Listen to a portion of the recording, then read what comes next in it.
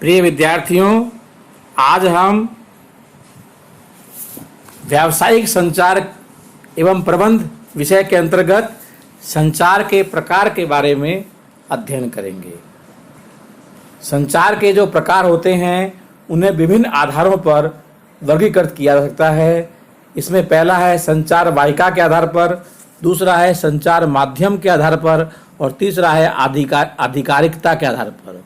तो सबसे पहला है संचार वाहिका के आधार पर।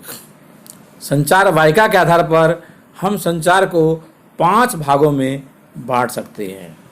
उसमें से पहला है अधोगामी संचार। जब संवाद प्रेषण उच्चाधिकारियों से अधीनस्थों की ओर होता है तो इसे अधोगामी संचार कहते हैं। इसमें संवाद का प्रवाह ऊपर से नीचे की ओर होता है। इसे कर्मचारी संचार भी कहा जाता है। इसके पीछे जो कार्य या उद्देश्य होते हैं वो कार्य निर्देशों के संबंध में कोई दिशा निर्देश देना, कर्मचारियों के संगठनात्मक प्रक्रियाओं और व्यवहारों के बारे में सूचना देना, कार्य की युक्ति संगति के बारे में सूचना देना, अधीनस्थों को उनके निष्पादन के बारे में प्रतिपुष्टित करना और संगठनात्मक लक्ष्यों को समझाने के लिए वैचारिक सूचना उपलब्ध कराना।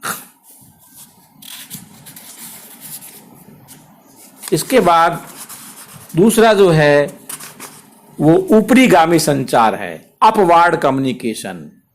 ऊपरीगामी संचार में संवादों का प्रवाह अधीनस्थों से उच्चाधिकारियों की तरफ होता है। ऊपर की ओर संचार से शीर्ष प्रबंधक को यह जानकारी मिलती है कि संगठन के निचले स्तरों पर क्या हो रहा है। इसके माध्यम से उच्चाधिकारियों को विशेषकर कार्य निष्पादन, वित्तीय आंकड़े और कर्मचारियों के विचारों के बारे में जानकारी प्राप्त होती है। अब जो ऊपरीगामी संचार की जो विधियां होती है उसमें चेन ऑफ कमांड आदेश श्रृंखला के द्वारा हो सकती है, सजेशन बॉक्स सुझाव पेटिका के द्वारा हो सकती है और प्राइवेट लाइंस हो सकते हैं, गोपनीय पद्धति हो सकती है, व्यक्तिगत संपर्क हो सकता है। इनके माध्यम से ये संचार होता है। उसके बाद आती है समतलीय संचार, हॉरिजेंटल कम्युनिकेशन। हम समतलीय संचार को इस समतलीय संचार में जो है वह शीघ्रता से निर्णय करने के लिए इस प्रकार की संचार जो है वो आवश्यक होता है। इसमें संवादों का प्रवाह अधिकार सत्तात्मक रेखाओं द्वारा होता है और इससे प्रबंधकों को अपने अधीनस्थों की गतिविधियों को समन्वित करने में सहायता मिलती है।